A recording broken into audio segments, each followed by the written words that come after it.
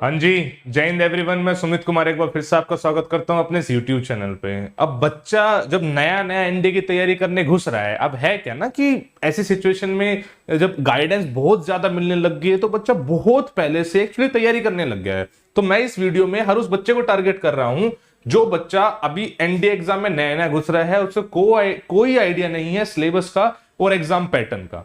ठीक है, तो भाई साहब इस वीडियो में आपको सारी चीजें क्लियर हो जाए किस तरीके का जो बेसिकली पेपर होता है एनडीए का वो होता है, आपको किस तरीके से प्रिपेयर करना चाहिए, किन किन बातों को आपको ध्यान में रखना चाहिए। देखो बच्चे, जो एनडीए का एग्जाम पैटर्न होता है ना, एग्जाम पैटर्न में उसमें दो पेपर आते हैं, एक आता है पेपर 1, एक आता है पेपर 2। पेपर 1 आता है मैथ्स का और ये आता है बच्चे 300 नंबर का, और पेपर 2 जो आता है ये इसको बोलते हैं जनरल एबिलिटी टेस्ट, ये आता है 600 मार्क्स का। इसमें तीन पोर्शन में डिवाइड कह सकते हो आप, एक होता है इंग्लिश, एक होता है आपका साइंस और एक होता है आपका जीके। इंग्लिश, साइंस और जीके। साइंस की बात करें तो साइंस में भाई फिजिक्स, केमिस्ट्री और बायोलॉजी, और जीके की बात करें history, geography, polity, eco, current affair. ये तीनों की मैं बात कर लूं, तीनों लगभग 50-50-50 क्वेश्चंस कवर करते हैं। 150 क्वेश्चन इंटू 4, 600 नंबर हो गए। ये मैथ की बात करूं, मैथ में 300 मार्क्स का पेपर होता है, 120 क्वेश्चन होते हैं, 2.5 मार्क्स ईच। ठीक है, तो ये वाला सारा ये पूरा पेपर पैटर्न है। अब पेपर 1 को आपको अलग से क्लियर करना है और पेपर 2 को आपको अलग से क्लियर करना है, जिसको हम सेक्शन कट ऑफ के नाम से जानते हैं। बहुत आपने सुना होगा section cut off, section cut off यही होती है।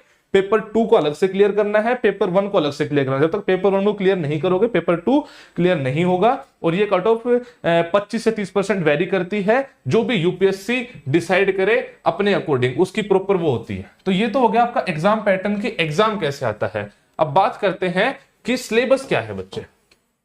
अगर मैं सिलेबस की बात करूं, एनडीए के अगर मैं सिलेबस की बात करूं तो मैथ सबसे पहले पेपर 1 पे आ जाते हैं।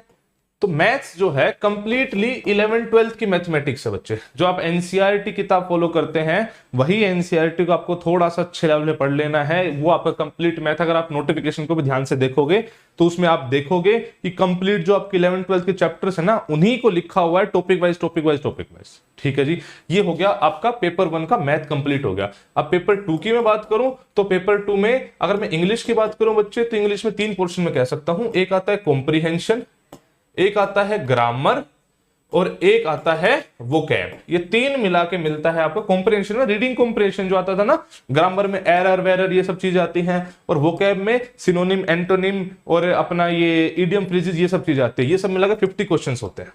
ठीक है बच्चे। अब इसी में जो अगर मैं साइंस की बात करूं बच्चे, तो साइंस में आता है physics, chemistry, biology. Physics hard core 11th-12th की फिजिक्स, आप सिलेबस उठा के देख लो, पूरा वही 11th-12th की एनसीईआरटी वाला सिलेबस पूरा इसमें होता है। केमिस्ट्री 11th-12th की केमिस्ट्री, थोड़ा सा ऑर्गेनिक का पोर्शन कम होता है, बाकी सब चीजें सेम है। बायोलॉजी की बात करूं, वैसे तो 11th-12th की है, लेकिन इससे मैं कह सकता हूं कि अगर 9th-10th वाली बायो की किताब भी ध्यान से पढ़ लोगे ना, तब भी बहुत मेजर पोर्शन कवर हो जाता है।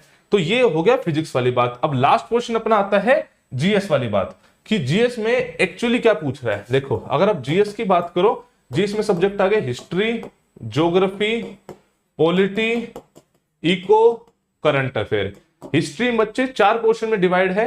पहले तो इंडियन हिस्ट्री के 3 पोर्शन, एंशिएंट, मेडिएवल, मॉडर्न। उसके बाद आती है बच्चे वर्ल्ड हिस्ट्री। ये सारी 11th-12th लेवल की आती है बच्चे, क्योंकि इसमें पेपर इस तरीके से सेट है कि साइंस का बच्चा भी क्लियर कर सके और आर्ट्स का बच्चा भी क्लियर कर सके। तो 11th-12th का ही आता है। ज्योग्राफी की बात करें, ज्योग्राफी में वर्ल्ड ज्योग्राफी और इंडियन ज्योग्राफी, ये 3 आती है। इसमें फिजिकल और नेचुरल दोनों की ज्योग्राफी है बच्चे।